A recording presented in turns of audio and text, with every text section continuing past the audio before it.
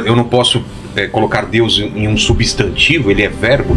Qual é o significado? Na verdade, verbo é a tradução, né? No princípio era o verbo, e a gente entende verbo no sentido assim, sempre de ação. Mas se você pegar no latim verbum, é até um falso cognato, traduzir verbo por verbo. Ah, é? Porque em latim verbum é uma palavra.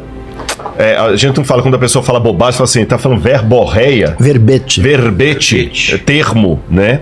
Mas no grego mesmo, a palavra que aparece é logos. Enarrenrologos. No princípio era o logos.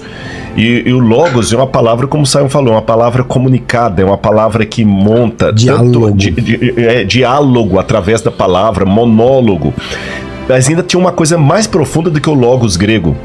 Porque João, embora ele esteja escrevendo em grego, ele ou a quem o auxiliou a escrever o quarto evangelho ali, que é interessante essa questão da autoria, né? Porque o quarto evangelho é uma peça de arte ali, grega, muito bem feita, mas existem uns 13% do evangelho de João que é semitismo.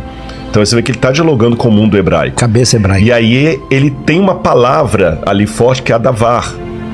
Que é palavra em hebraico. E quando João escreve isso, é curioso porque provavelmente o Evangelho de João é escrito no contexto de Éfeso. Em Éfeso teve no 6º século a.C.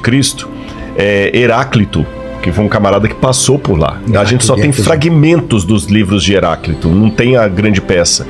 E Heráclito parece que dialogava, olha, fazendo um trocadilho, dialogava muito com a ideia do Logos. E quem que era o Logos para Heráclito? Parece que lá Heráclito falava, é ele que falava assim, não se pode atravessar duas vezes pelo mesmo rio, porque está tudo em movimento. Então Heráclito tinha algumas coisas da filosofia dele que a gente consegue recuperar. Primeiro, a ideia de movimento. O ser é ser movimento. Segundo, tudo que existe veio a existir por um elemento ígneo que ele chamava de logos, e esse logos tinha que ser o intermediário entre uma divindade absoluta e uma criação que não era absoluta. Porque essa divindade absoluta, eu estou tentando traduzir em linguagem moderna o que Heráclito falou, ela não precisa de nada. Então para que ela iria criar? Então entre essa divindade absoluta e uma criação não absoluta tem que ter um intermédio ali, um intermediário, uma ponte. Essa ponte é o Logos. É a palavra. É a palavra. E esse Logos, essa palavra, ele está em toda parte, mas nós não o vemos, nós vemos as suas ações. E isso estava impregnado na cultura de Éfeso, porque Heráclito era de Éfeso. Provavelmente João, partindo do conhecido para o desconhecido, para pregar para os seus contemporâneos, ele cita frases muito análogas às de Heráclito. Porque Heráclito, como todos os filósofos pré-socráticos, estava procurando o princípio de todas as coisas, o arrê. O que justifica a existência? Como Parmênides dizia, por que há algo ao invés de nada? E cada filósofo pré-socrático dizia uma coisa. Um dizia, Anaximandro dizia que era o ar, o outro que era o apeiron, que era a água e tudo. E o Heráclito falava que era o logos. Aí João pega e fala, eu vou parafrasear João, tá? Heráclito estava certo, no princípio era o verbo.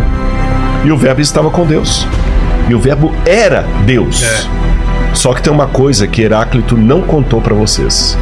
O Logos se fez carne e habitou no meio de nós. Eu o conheci pessoalmente, tive refeição com ele. Se vocês me derem licença, vou contar a história dele para vocês. Houve um homem chamado João Batista e tal. E aí vai lá. Então ele vai dialogando toda essa questão do Logos como esse princípio ativo, criador, mantenedor de tudo que nós somos.